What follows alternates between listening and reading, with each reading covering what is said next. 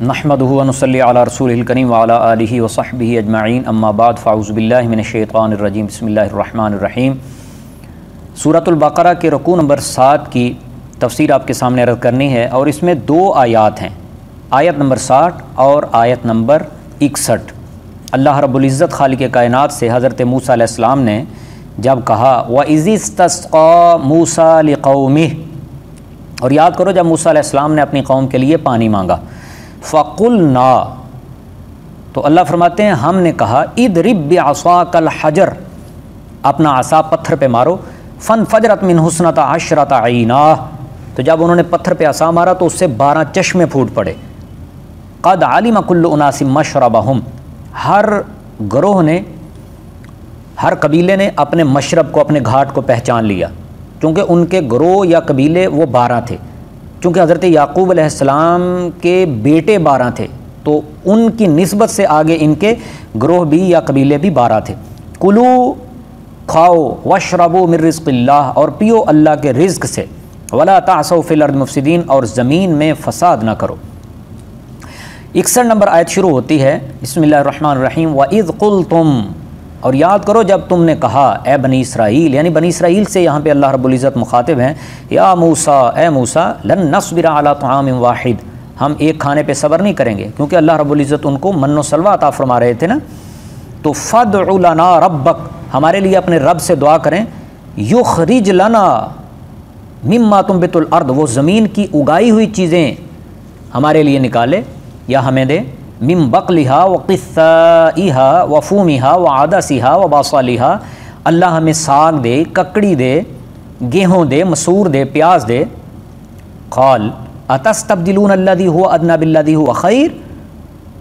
کیا تم اعلیٰ کے مقابلے میں ادنا چیز طلب کر رہے ہو؟ اہبطوا مصر، تو جاؤ شہر میں چلے جاؤ۔ اب یہاں سے خاص مصر بھی مراد ہو سکتا ہے یا کوئی اور شہر بھی مراد ہو سکتا ہے۔ فَإِنَّ لَكُمْ مَا سَأَلْتُمْ، تو جو تم سوال کرتے ہو تمہارے لیے وہاں پہ وہ میسر ہوگا۔ وَضُرِبَتْ عَلَيْهِمُ الذِّلَّةُ وَالْمَسْكَنَةُ، تو اللہ رب العزت نے بنی اسرائیل پہ خواری، ذلت، ناداری مسلط فرما دی۔ وَبَاءُوا بِغَضَبٍ مِّنَ اللَّهِ، اور وہ اللہ کے غضب کے مستحق ہو گئے، اللہ کے غضب کے حقدار ہو گئے۔ اب یہاں پہ ایک سوال ہوتا ہے کہ یہودی تو اس وقت پاور میں ہے،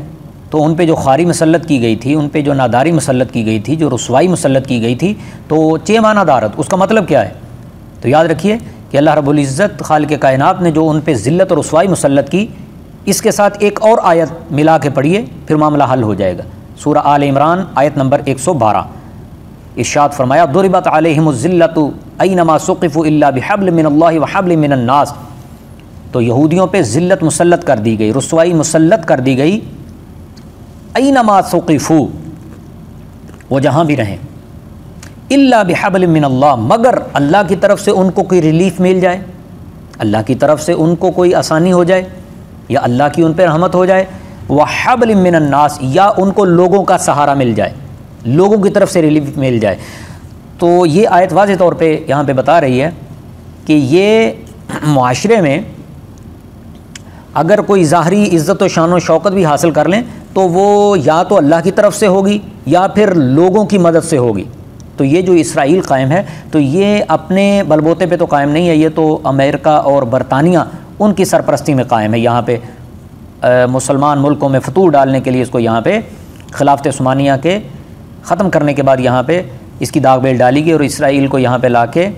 بنایا گیا، اور دنیا بھر سے یہودیوں کو یہاں پہ اکٹھا کیا گیا مسلمانوں کو تنگ کرنے کے لیے، مسلمانوں کو پریشان کرنے کے لیے۔ تو اس لیے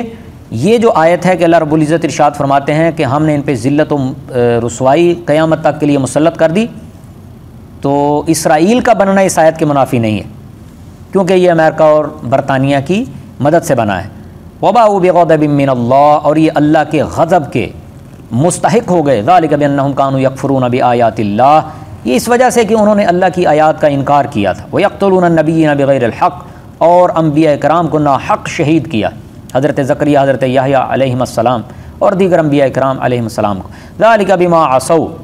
یہ بدلہ تھا اس کا جو وہ نافرمانی کرتے تھے، وَكَانُوا يَعْتَدُونَ، اور حد سے بڑھتے تھے۔ یہود پہ جو اللہ رب العزت نے ذلت اور رسوائی مسلط کی، تو اس کا یہاں پہ بیان ہے، اور پھر اس پہ اللہ رب العزت ارشاد فرماتے ہیں کہ ان کو من و سلوہ عطا کیا، اس کے بدلے میں وہ من و سلوہ کے مقابلے میں ادنا چیز کا سوال کرتے رہے، یعنی اس قدر ناشکر لوگ تھے۔ اللہ رب العزت ہم سب کو قرآن مجید کا فہم اور قرآن مجید کی سمجھ اور اس پہ عمل کرنے کا جذبہ عطا فرمائے۔